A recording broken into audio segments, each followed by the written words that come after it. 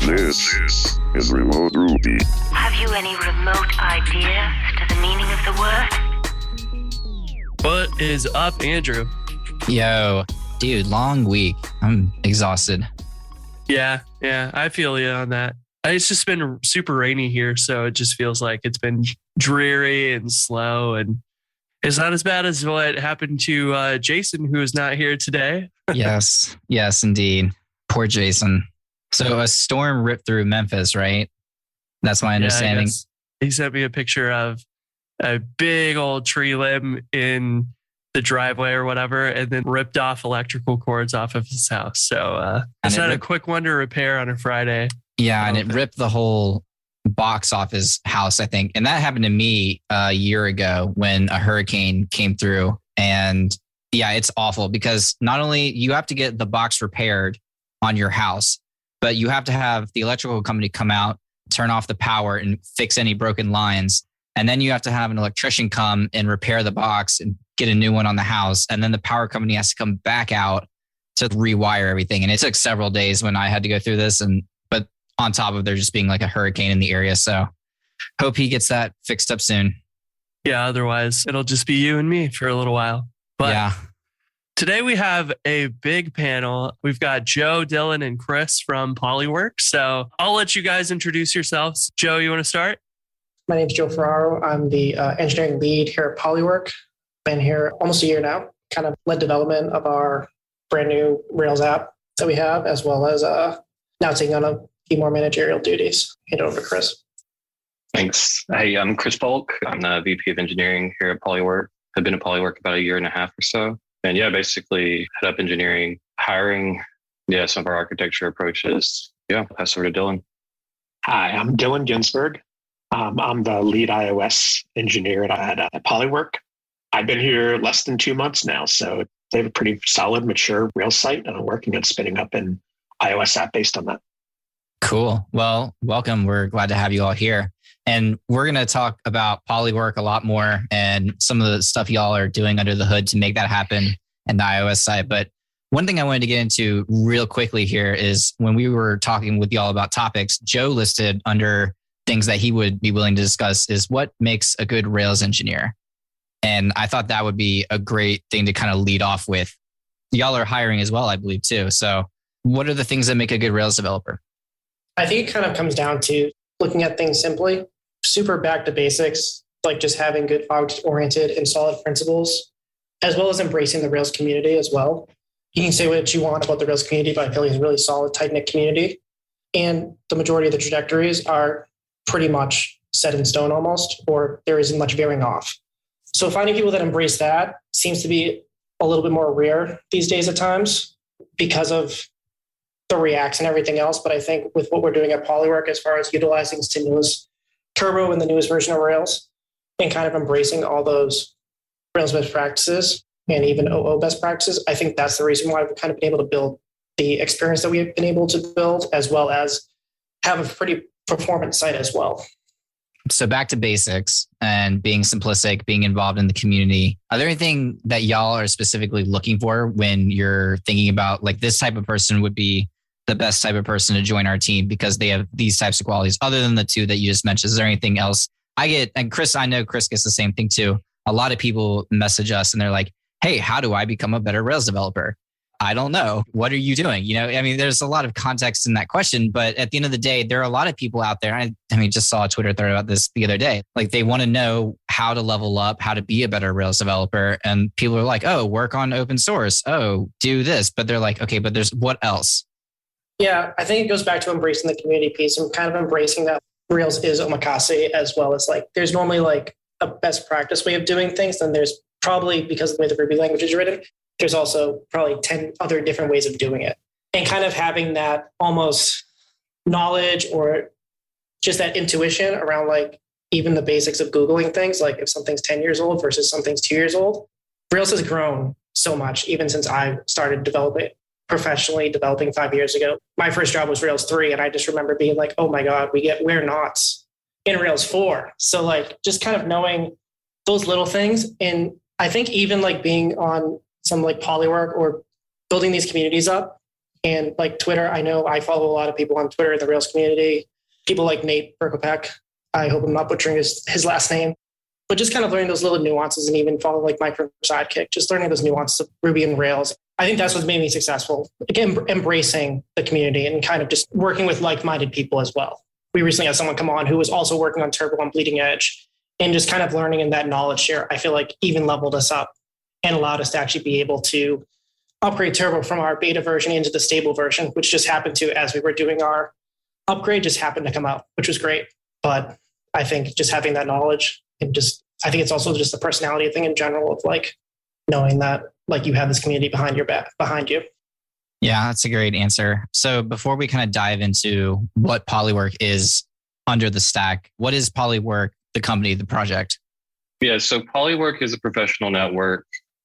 Basically, we were in stealth for a bit and we kind of were going through different ideas. And I think one that we came across that seemed really solid was just that like you're more than your job title. And so because of that, we wanted to basically create an experience with these public profiles that allowed you to actually like describe that and show that and talk about like what it is that you're actually creating and putting out into the world. And then basically trying to create communities around that of these people who, kind of feel like they're not able to represent themselves on this level. And then also just being able to share the awesome and cool stuff that they're doing. Yeah, because it's not always just stuff you put on your resume that's interesting that you're doing. It's like all of these other things, all the people creating tutorials or, whatever else that are useful, right? Like I noticed that on Polywork, it's just kind of this infinite list of like, are you creating things? And you can go and share all of that stuff, which I think is cool. Yeah, Brian Lovin has a really great Polywork page that I enjoyed seeing as like an inspiration of what you could do with the project. So we'll try to link that in the description. Yeah, definitely. It's been really cool seeing just the amount of people who are actually creating things all around the world. And I think Brian's a great example of, we feel like that if we can get these profiles together, they're like inspirational for all the cool stuff that they've done. We feel like that it provides a great example for other people to be able to build out and really be able to properly represent themselves. So before we started talking, one of you mentioned that you were rewriting the application on Turbo. Is that right? We rebuilt the application at the beginning of last year on Rails 6.1, Turbo, Stimulus, and we're using Bootstrap, but obviously a custom implementation of it, mostly utilizing their grid system. Kind of goes back to my point around simplicity, and I guess to get back into the hiring thing as well. If there's a tool for it, looking to that versus building your own. So why a full rewrite? I've been in a lot of conversations of like, should we rewrite this? I feel like many of us have, and it's always like this very emotional discussion and people have a lot invested in it. And obviously the company has a lot invested in it too. So has the rewrite paid off for y'all and given you everything that you hope for? Or do you wish maybe you had spent the time to upgrade what you had? I think it definitely has paid off for us, especially with the bleeding edge that is about using Turbo, which is bleeding edge. I think it's always risky to use something in beta, as I was saying about like our upgrade process and everything of upgrading that. But I think it has played out really well. I think just using Turbo, I've seen how all our developers have kind of leveled up as Rails developers. To your point of like, what makes a good Rails developer? I think we kind of just took a step back to go a lot faster forward at that point. So just in using these simpler technologies and not having to go with a code base that potentially could lead to just more going down rabbit holes and kind of rewriting things, like a full rewrite seemed just like the correct way. And pretty quickly, we were able to kind of prove that to our stakeholders that was definitely a right choice. Yeah, and I think too, just some of the aspects of the product that when we were building out the MVP, that is really about real-time web. Like we were able to throw together a messenger super quickly. Like it was, I think, Joe, I want to say it was probably took us like, maybe 3 days or something like that to like fully build out what we wanted. Yeah, thanks to Chris and GoRails for that, because that was exactly what we did. That's awesome. Yeah, I remember like, what was it, like publicly announced like Christmas Eve or something? And I was like, oh, there goes Christmas. I'm going to start playing with this right away. And, building chat and building like any of this other stuff with it just feels like so easy. And you don't end up writing a ton of JavaScript or like it becomes a secondary like tool. Whereas like Rails itself now feels like it is a bigger hammer that can do all kinds of like real-time stuff that you can work JavaScript in as you need it, but it is not the immediate thing you have to start with React or something. Yeah, I feel like just with the addition of stimulus as well, I'm working on a feature right now where it's pretty simple, but it's essentially we have a toggle switch and then checkboxes that we want to disable and kind of doing everything through a controller. And the only JavaScript I have really is because there's no submit form is just actually using request.js. Once again, embracing the Rails community. Having that and seeing like how simple it is and the amount of actual code I'm writing is so much nicer than kind of like having a bunch of chunked up JavaScript that can potentially, I'm admittedly much more backend focused. So like for someone like me, that's the kind of thing where I can heavily test that as well as make reusable components as well, utilizing stimulus as far as like, it's a simple patch request essentially. Yeah, I'm not a full stack developer and I'm not a front end expert. And stimulus is the first JavaScript that has ever made sense to me as a way to use it. JavaScript, normally when I look at it, it's such a wild west and it does everything with no rules. That stimulus to me is the first really front end development that has made sense. I agree with that. And I felt the same way when I first started using stimulus. Like, it's like, oh my God, all of a sudden it makes sense. I can figure out how to do what I need to do. And I don't have all these ambiguous questions. And I went to Noel Rappin's talk at RailsConf. And afterwards, I ran out of the room and I had opened my laptop and I started writing this feature that I've been working on in React and rewrote in Stimulus in like 30 minutes. And it's exciting to be able to like for it to make sense. And maybe that's because, Ruby developers kind of wrote it. And so it makes more sense to us, or maybe it's just simple, period. I don't know. Yeah, no, that's a fair point. To be honest, yeah, on just kind of like the hiring pitch that you talk about for Polywork, it's if you're an older school Rails developer that likes to write minimal amounts of JavaScript, then this stack and this team could feel like a good fit. So what all are y'all using Turbo for? So I've been using Polywork a little bit, but what all under the hood are y'all leveraging it for? And like, what kind of wins is it giving you? Almost everything is a Turbo stream response at this point. During our rewrite of Turbo, I forget the actual breaking changes, but essentially we're like kind of went to like a singular modal approach for everything versus obviously like when you're learning, I feel like when you're learning a new technology, it's like you look back and oh no, I can't believe I did that. And we kind of like in our Turbo upgrade patched up a bunch of those issues. So nearly every single response is a Turbo stream response. And if you look at our site, there are really no full page reloads either. I think with Turbo, like you can definitely get into the nuances of utilizing, which something we don't utilize that much is like the Turbo streams aspect of it. Really just in our messenger service and a few other places, we use the Turbo streams, but you can get hyper granular with that stuff. But most of the time we'll just do a full Turbo render just because I also feel like getting hyper granular with that stuff can just lead to like really small bugs that are that could be potentially a little difficult to track down or just obviously, like we tend to opt for more controller-based Turbo streams versus using the turbostream.erb files. Makes them feel a little bit more coupled. And when tracking down these things, it's easier. So that's essentially, I guess, to answer your question, TLDR, like everywhere is Turbo. Because you were using Turbo like really early on, have you had basically to dig into all the source code to basically find those ways of doing things that you're like, we're trying to do this and I'm pretty sure you can, but there may not be documentation on it yet that's like easily findable or an example or whatever. It's funny you say that because we had this bug where like the back button essentially just wasn't working. Like you'd always just go back to the top of the page. And you kind of get to the point of like, well, the stable version's coming out soon. Do we patch this our own or do we just wait? And thankfully we just waited. I guess that's the one thing that happened that we were like, okay, we're just going to wait and not dig in and patch something in beta. I monkey patched everything. Everything gets a monkey patch. I'm like Oprah. I monkey patched 3 things this week. Have y'all upstreamed anything that y'all have found into Turbo by just curious? Not really yet. It's definitely something we want to do. Obviously, kind of when you're working pretty fast like we are right now, sometimes you just don't have the time, but I would love at some point in the near future to just talk about this entire journey and write it down because I think it is like a really interesting case study in general for Rails as well. Like I said, we're super simple as far as our stack and everything else and try to keep everything simple. It's definitely even the culture and even in code reviews you see. Is there a simpler way to do this? Is there a third party we can use instead of building our own? So we might be able to expect a good RailsConf talk out of y'all. That's what I'm hearing. We'll see about that. Public speaking isn't my forte, but maybe. There are Turbo native aspects I would like to upstream. I would say the Turbo native tools aren't as mature and robust as what's there for Rails. And then Basecamp hasn't released all of them either. And the demo projects that exist for Turbo iOS could use some love at this point. They were based on extractions from a couple of years ago. That's something I played a decent amount with, but nothing near as much as you have on the Turbo Native stuff. But like, we realized pretty quickly that like for the Turbo Native version, we're going to want to have an invisible nav bar, and we want the native like nav bar. But clicking the menu button there, we want to have the Turbo Bridge open the navigation modal or whatever, or the overlay for like our Jumpstart template.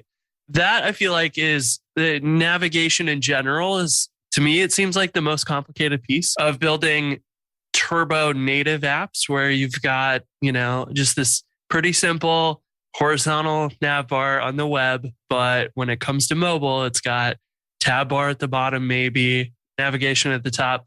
What are your thoughts on on how to handle or think about the navigation stuff on the mobile stuff, Dylan? You've definitely hit on what's the challenge. Like Turbo iOS doesn't attempt to address that. It takes you to the point where you can render pages and you can have standard iOS navigation stacks where you push from right to left for each new page, but it doesn't really make an attempt to go beyond that. And there is a lot more that you need to figure out if you're going to make anything but the most trivial Turbo-based product. Yeah, there's a lot of work there. There's a lot of work. There's design work in translating what makes a good web experience to a good app experience. And then there's also the technical side of it. It's okay, you have to navigate from page to page, and you have to make decisions about when do you want to push a page on a navigation stack? When do you want to show a modal? Let's take the simplest example. You're looking at an index and you want to do a new. And so you would show a modal to do some sort of new for what's in your index, and then you would post it. And on the web, you always are moving forward in navigation. You post, you redirect to something new. And on the web, your forward and back is like a history of what you've done in time. But iOS doesn't. iOS, your forward and back in iOS is more of an information hierarchy instead of being a time-based series of what you do. So in iOS, you have an index page, you put up a modal. When you're done, you dismiss the modal. You're not going forward to somewhere new. You're actually dismissing what you're working on and going backwards to where you were before. And that is the tools that exist, the demo projects that exist, they kind of stop at that point and help you there. And that's where there's a lot to figure out. So do you have advice on how to approach that? Because I guess like you were saying, like number one, you have to design it first, but then once you've designed how you want it to work, that implementation is different. Because if you pop up a modal for new, you want to close the modal and I guess refresh the page. Is that something that you would take care of in the iOS side, where the iOS side would do the modal and then refresh the page? Or is that something you would do from like the Rails backend, where it would say like, is this a Turbo native request? And we look at the user agent and then do a different kind of response there for those. Yeah, that is exactly the question. If you look at where Turbo Native sort of starts you out, it starts you out with a path configuration file. And basically the idea is you take URL patterns and you then map them to what you do in iOS. And what happens over time is once your site gets complicated, you end up with this alternative navigation structure that you're kind of recreating in a completely different format. Like your site itself has inherently embedded in it all of your navigation paths and your logic of where you go. But if you don't have any connection between the site and what happens in iOS, and you just sort of start with where Turbo iOS leaves you, you end up building, okay, well, if we're going to this regex pattern, then we do this. And if we're going to this regex pattern for a URL, we do this. And that falls apart really quickly. That gets really hard. You end up with this entirely separate way of specifying how your website flows and connects. So something we're working on now here at Polywork is we're designing a way we can specify the iOS navigation flow from our Rails views, so that the Rails views, they understand what your logic is. They understand that I came from here. I have this state about my user. And because of that, and because of this action taken, I'm going to go here. So rather than just have them drive the web behavior for that, can we also have those views encapsulate what the native iOS behavior is going to be? So that while, on the web, when you submit a form, you go forward. On iOS, you actually want to issue, some sort of way of specifying that you want to dismiss the modal and you want to, like you say, refresh the page underneath. And so we're in the process now of designing that at Polywork, figuring that out. That's going to be a big challenge, but also something that's going to make it much better for us building websites, much better that we don't build things on the web and then throw it over the wall and say, well, take this website and figure out how to sort of make it nice and mobile. We want to try to make those decisions up front and empower the people writing our Rails views to also have control over what happens on native apps. I really like that. If you don't do that, the mobile apps always feel like an afterthought. And I think a lot of mobile apps feel that way, where they're just like somebody tried to cram in the same experience from the website into the phone, and it just doesn't work. Because something as simple as like, say you have a scaffold, you have a bunch of posts or something, and you click into the post. If you have a backlink that should go back to the main page, like your browser's going to just continue just like you would expect. But like on iOS, clicking that link is actually going to like add another layer into the history there, as if you were drilling down.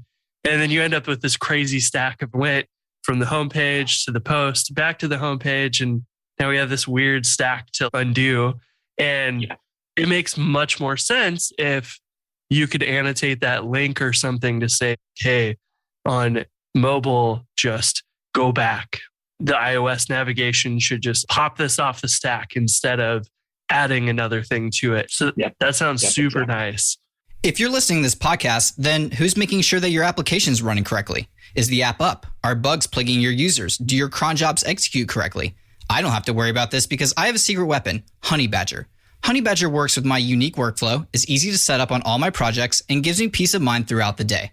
The best part is that Honeybadger has all the tools I need in an easy to understand UI with excellent documentation. I want to build features, not waste time trying to configure my tools, and Honeybadger provides that for me out of the box.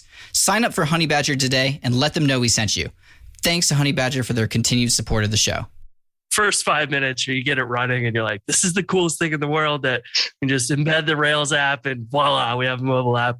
And then you start playing with it and you're like, this is not a good experience. Yeah. That was a little disappointing when you get in a few minutes and you're like, okay. And so I'm excited to see how you approach that and how it turns out, because there's been kind of the complaint with TurboLinks was always like, it feels like it was half finished when it got released because it didn't handle forms. And the JavaScript, there was no stimulus. So there was not a great solution or documentation on how do we take Google Analytics and make it work with this or any JavaScript library. I feel like that's kind of where Turbo Native landed, unfortunately, where it's, I would say the bones of it. There were some useful pieces that did not get sort of extracted from the Basecamp apps that use Turbo. And they were, some of them because they're very specific to the domain, very specific to what you're building. This sort of navigation that we're talking about is highly dependent on how you build your site. And there's not a really obvious way to do this, but it would be the next level for how to build Turbo apps, is to really drive it from your website, from the site, from the place that already has the understanding of how everything works. So for Polywork, how much are you able to get away from writing Swift and sticking to the web views? And I guess part of this approach of trying to figure out how do we control it more from the HTML and the web server side, are you able to get away with writing very little Swift, or is that still like a kind of core piece? That's a work in progress. So the iOS app is much newer than the Rails app. So right now where we are is we are working on getting the website translated to a good mobile app, but without much strictly native work. So part of that is the navigation that we've talked about, is figuring out what are the sort of UX patterns we have in the app. The other part is on an individual web page. What do you do? Like, web pages are great at laying out content. They're great at filling in forms. But there's a few areas where, like when you're trying to make a good native experience, they don't hold up so well. If you want to do context menus, for example, like iOS has native ways of doing context menus. And when you build HTML context menus and you put them inside of an app, they don't feel so great. That is where you can sort of progressively enhance, much like sort of the Rails concept of you produce HTML over the wire and you progressively enhance it with JavaScript where you need it. Same sort of principle for taking these web pages and doing them natively. Like, A lot of the time, what you build for the mobile web is also a great design for a native app. Then you pick the high value points where, well, having a native interaction here is going to make it better. Having this menu be a real popover in iOS and using native iOS menus is going to be better. Things like that. So that's where you start adding more Swift. At the moment, though, Polywork is almost entirely web-based, with the native Swift being the navigation between pages. Along those lines, too, is like your authentication is an interesting one of like, you kind of need to authenticate twice in a way. If you want a native authentication email and password form or something, we set it up so that we make an API request with your credentials and then give you back cookies and an API token so that we can add the cookies to the web session and log you into that. But we also just have a regular API token that the native code could make API calls with. And then logging out kind of undoes both of those. You have to do something similar like that. And then I guess the other related question is, if you do OAuth, do those go native in Native Swift OAuth, or is that web-based? Yes, for OAuth, I would probably do it. Yeah, I would do it natively with Swift. But what you talk about with the login is exactly what you end up having. These two parallel things you need to maintain. You both have to manage your cookies and make sure that, an iOS app has a cookie store that works across all of the web views inside of the app. So you both have to track that, and you have to do that. And you also have to track it along with probably some sort of authorization token. And you keep those in sync. When someone signs out, you get rid of both of them. Yeah, that makes sense. And the other thing that came to mind too is, and I know you're not using it yet a whole lot, but the like broadcasting and like the real-time turbo streams. On mobile, we haven't actually set up anything for that, but I just realized that it might be interesting, or maybe some missing piece of the puzzle is that having a Swift connection to Action Cable and Rails would be able to push stuff over. And I imagine at the end of the day, like, it's a WebSocket. So it's not like, if you know the WebSocket stuff in Swift, it's probably pretty easy to go add that yourself or whatever. Yeah, and the Action Cable protocol is like not difficult. It's a reasonable thing to build. So I guess I can't even really imagine how that communication works. I guess maybe similar in concept to like the Turbo Bridge, where you have the JavaScript talking back and forth between the Swift code. I guess with the WebSockets, you would be sending messages back and forth and then just having Swift process the JSON message it receives or whatever. Yeah. Got it. Do you guys feel like if you were not using Turbo for building this, what would you end up having to do? Like, would you do a hybrid app, like a React Native type of thing, if you didn't have Turbo for the web and for mobile? Personally, from my experience, it's always been basically writing native Swift apps, for anything around iOS. I mean, to be honest, whenever we first threw this together, which was not that great, but it was literally 30 minutes in Xcode and basically throwing in the Turbo iOS adapter to see what we could get out of it. But yeah, I don't know, Joe, what are your thoughts?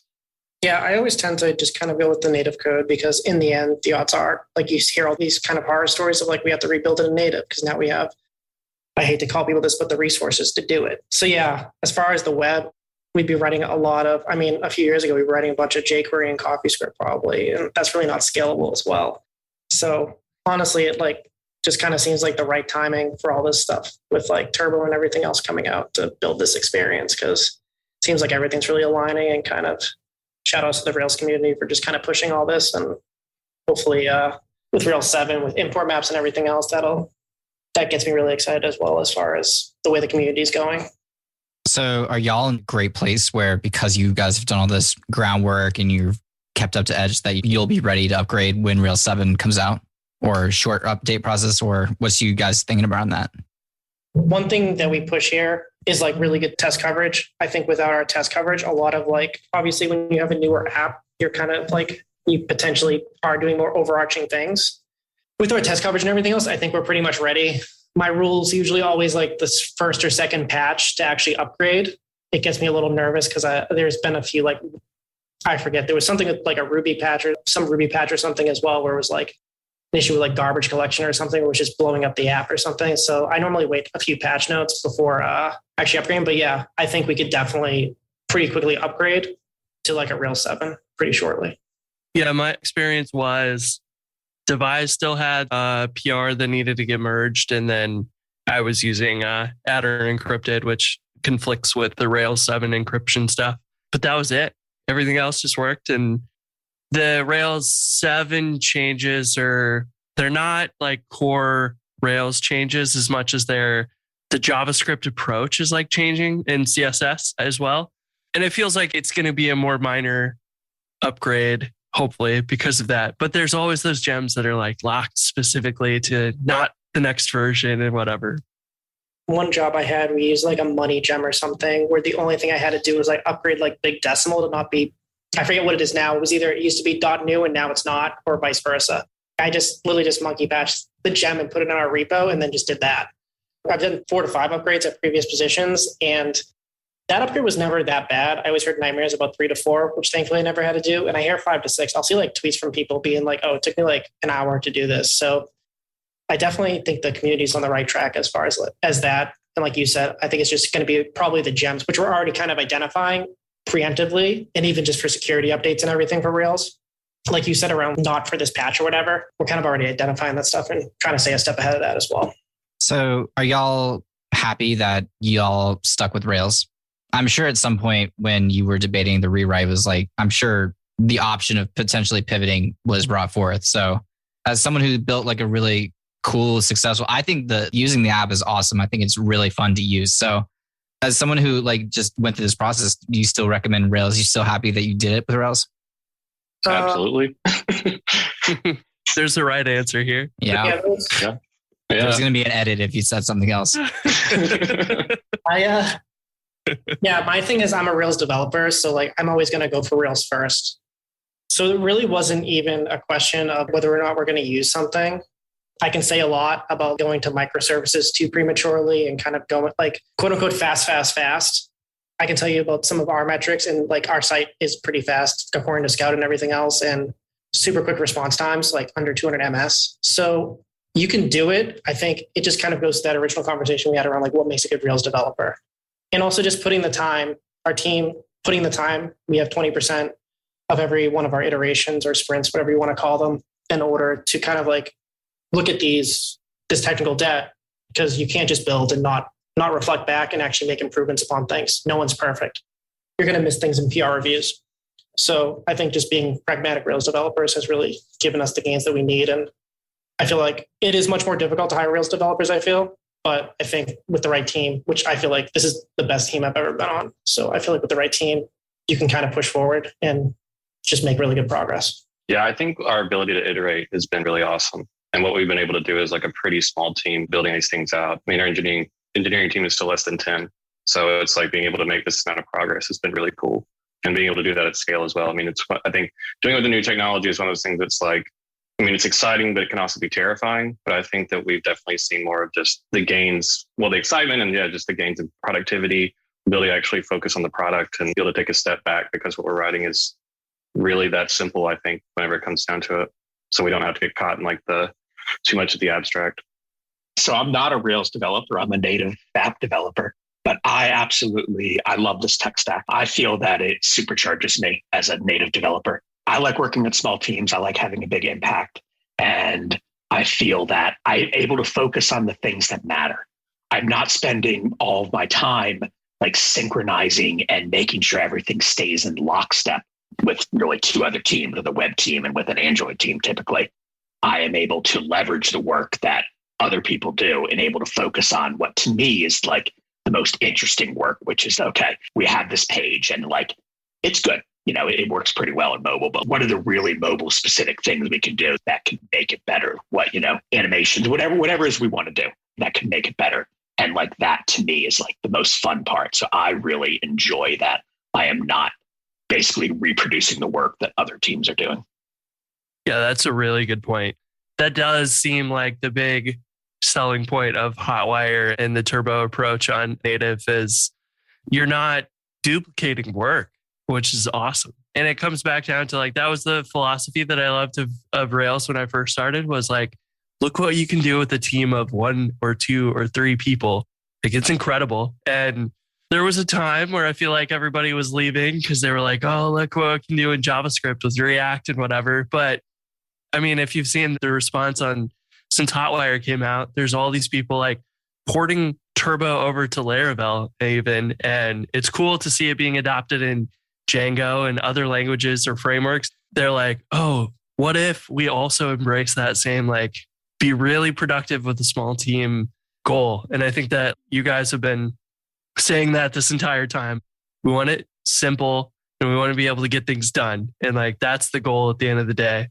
It feels like, I don't know, maybe a renaissance of sorts that Hotwire is really kind of finally wrapping up a lot of these things that were kind of outstanding for a few years. As we're kind of wrapping up here, there was one more thing I wanted to ask Chris about. Chris, talk to me about celebrity emoji keyboards. I don't know how much it's going to have to do with Rails. Yeah, basically a friend and I created one of the first celebrity emoji keyboards as like for Kanye West. It was called Emoji. We did this as a side project. I don't know, this maybe in 2016 or something like that. It all started because I was doing consulting work, and basically my friend texted me and asked me how I was doing. And I wish I could send you a pissed off Kanye face because his client is like being really annoying. And basically put it together, released it, spent like no money on marketing, got it out into the world, just basically got on Twitter, started tweeting at people. I actually didn't see anything for a bit. And then a fake account for Kanye West retweeted us. And then my phone started to melt with just all the retweets and all these things happening. We got on like Snapchat's Mashable app of the day, got all this like other random press coverage. And then I remember I was in line at like the pharmacy or something. And then I got like an email that's from like Kanye's lawyers. And also during this time, I think we went to like number 12 in the App Store or something like that. It was really crazy. But then, yeah, got an email from Kanye's lawyers and a very weirdly formed email that also started out with in the most Kanye-like response that was like, we'd like to inform you that you're infringing on Kanye West's likeness. In case you don't know who Kanye West is, he's a designer, producer, basically listed all his colleges like, oh, so he was timed, top 100, whatever. I'm like, of course I know who Kanye West is. I made the keyboard for him. There's no way that I didn't know this. But yeah, basically, we got a meeting with his team and we were like, oh, I don't know. It's a very surreal point in life where I was like, maybe my full-time job is going to be making emojis for Kanye West. We tried to pitch him on the concept or his business manager on it.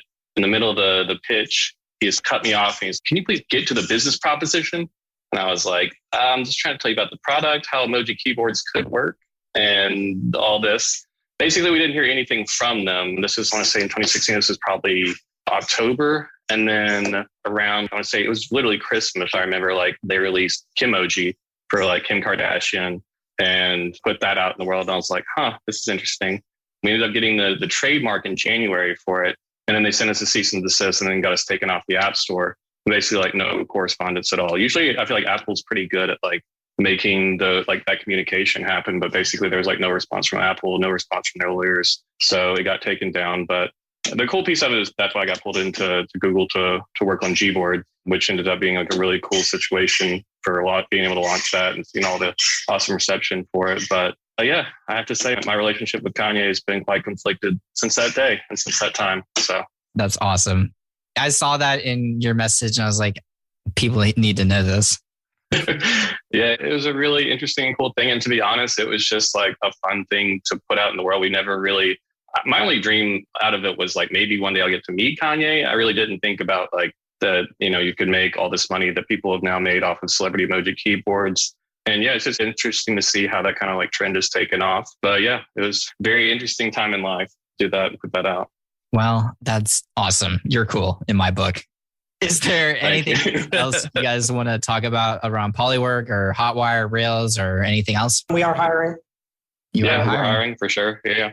What levels? Senior Rails engineer is what we're looking to grow the team. We're still, less than 10 people there. Yeah, basically looking to grow out the team a little bit. Well, if you give us a link, we will put it in the show notes and maybe some people y'all's way. Awesome. Yeah, that'd be great. We'll put a link to your Polywork profiles in the show notes so people can check you out and, connect with you guys. And yeah, guess that's it. Thanks for coming on, y'all. Hey, thank you so much for having us. Thank you. Chris, I will talk to you next week. And to everyone listening, we'll be back soon. Take care. Later.